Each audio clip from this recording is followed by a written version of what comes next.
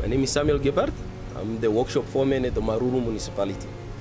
We are responsible for fleet administration, me and my team. Council has a 5-year strategic plan that was set in place. So it is our mandate to make sure that the council reaches that targets that they have set for the 5 years. So where we come in is by making sure the fleet is available, serviced, it's reliable, safe. That's what we do here. So we do repairs, make sure they are scheduled maintenance that are helping in all the vehicles.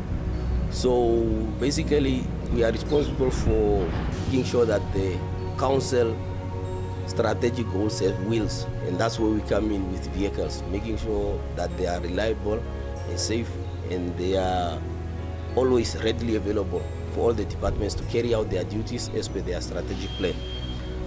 Thank you for watching this video. Please subscribe to our Maruru Municipality YouTube channel.